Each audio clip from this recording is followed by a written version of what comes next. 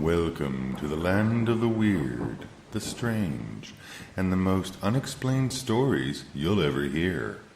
And best of all, they're all true. Welcome to Headphone Theatre.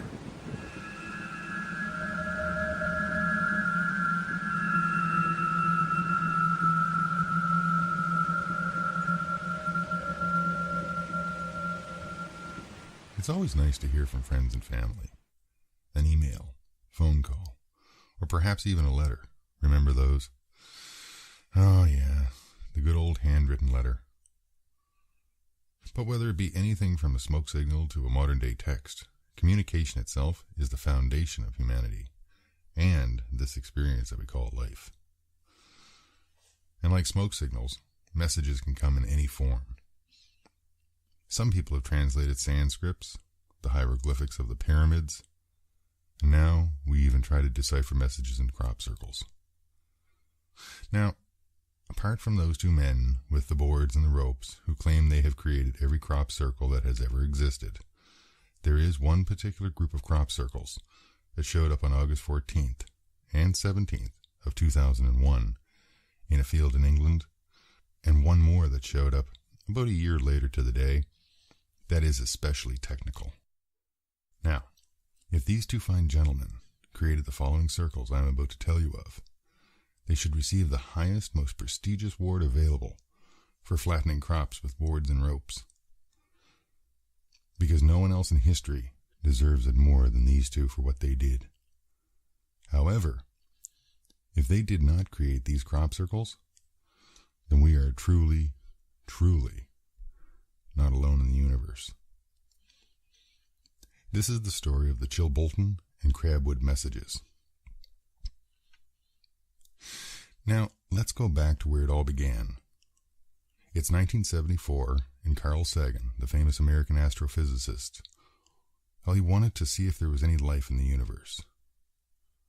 And so he decided to compose a message and send it into space. So he created a message that read like a data strip. Now, a data strip just looks like a receipt that you would get at the gas station. It's a bullet point list of important things. But instead of having a date, the pump you used, the type of fuel you bought, the number of liters or the gallons, and the name of the gas station, this data strip went like this. At the top it said that we used the binary code, ones and zeros, to create our mathematical systems. Below that, it said that we are a carbon-based life form. Below that, it said we have a double helix structure in our DNA code. It's the thing that looks like a twisted ladder. That's the blueprint of life. Below that, it said we are around 4 to 6 feet tall, and our heads are proportionate to our bodies. And we are about, at that time in 1974, about 3.9 billion people on the planet. And below that, it said that we inhabit the third planet from our star system in our solar system. That's what our sun is. It's a star. And last, it had a diagram of the radio telescope that sent the message. Now, once he had the message all written out, he needed a way to broadcast it into space. And he really needed a lot of power to really get it into space. Like really out there. So he decided to use the largest radio telescope of the time, NASA's huge Arecibo radio telescope in Puerto Rico. It was the largest in the world. It was so large that from the air, the dish itself looked like a dried up, perfectly round lake bed. It was 1,000 feet across. Well, actually, to be exact, it was 1,000 feet and 8 inches across. But Carl quickly realized this would work perfectly to broadcast his message into the deepest corners of space. So on a clear night in 1974, while the world went about their day-to-day lives, Carl Sagan and a few friends from NASA fired up the largest radio telescope the world had ever seen and sent out the first official actual message into the dark abyss above our heads. The same blackness that is only contrasted by the pinpricks of light that we see sprinkled throughout its face on a moonless night. Space. Is there anybody out there? Hours went by, then days, weeks, months, and finally years. And no response came back. Nothing. Now, from time to time, there were slight sounds that were heard, but nothing definite. Nothing concrete. Nothing really. But in space, light years are merely footsteps. You see, light travels at 671 million miles an hour. Now that does seem really fast, and it is really fast. But keep this in mind. It would still take light, at full speed, no brakes, 100,000 years to travel across the Milky Way. That's the same Milky Way that you and I see when we look up into the night sky. So years went by. While he was gravely ill and dying in bed in December of 1996, millions and millions of miles above him, his long-ago message was still traveling at the speed of light, blistering through the darkness, searching for a reply somewhere out there. It wouldn't be until August 14th, 2001, in a huge wheat field beside the Chilbolten radio telescope in Chilbolten, England, that a reply would arrive in a field. Early that morning, astronomers noticed a large section of wheat that was pressed down in a rectangular way. Some wheat was standing up in clumps, and they were twisted together, while other wheat beside the clumps were pressed flat in a circle. They couldn't make out what the huge rectangle was trying to show them. That is, until the sun began to set. At sunset, the standing clumps were illuminated by the sun, while the flat circular spots became dark with shadows. And from above, this rectangular portion of land began to resemble something. It began to take on an image of a human face. You see, the high standing clumps, they became points that worked like paper, because they were still bright from the sun, and the flat dark circles worked like printer dots, producing an image of a crystal clear human face on the surface of the field.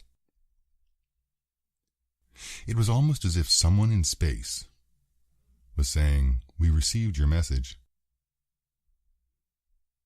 3 days later, after this appeared in the field, a little distance from the first image, but still in the same field, another rectangular image appeared.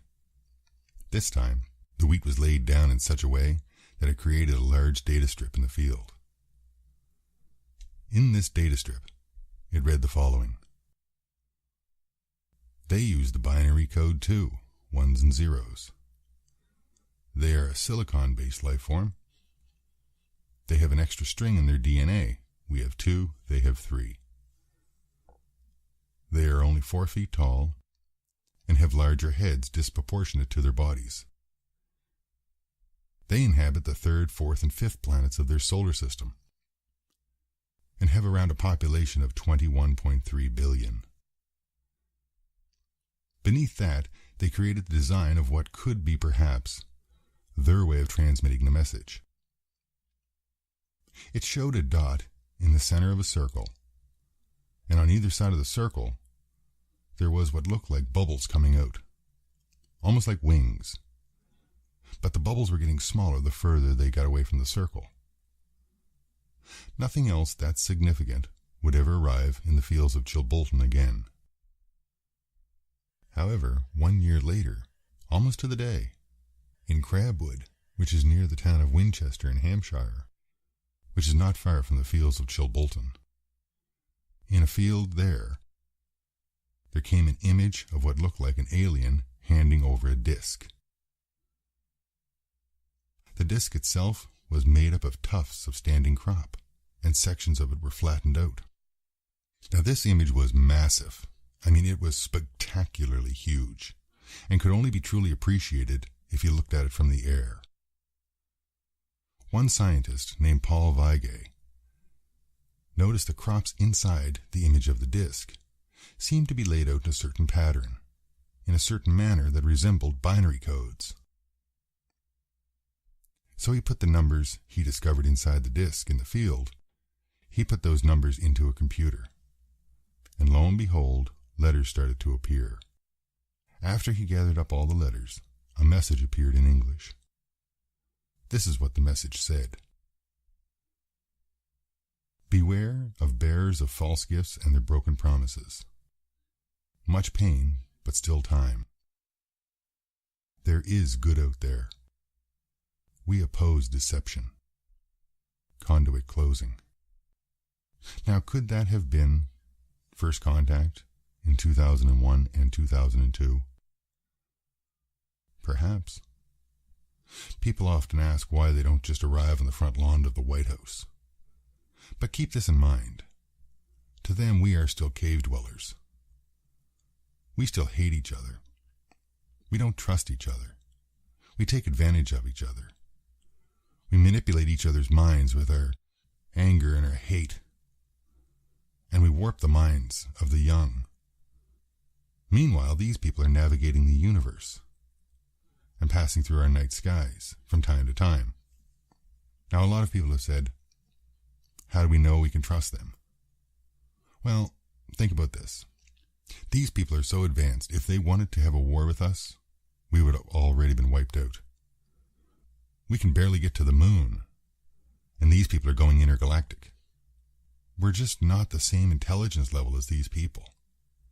It would be the same as if you stopped at an anthill and asked to speak to the leader. Of course, we wouldn't understand them either, because we all know ants treat each other with far more compassion than what we treat other humans with. Now, does this mean that there's no hope for us? Of course not. It just means we have a lot to learn. Tune in next week for another amazing but true story, right here inside Headphone Theatre. If you have a story to tell, email it to headphonetheatre@outlook.com. I'm Alex McDonald. Be safe and take care.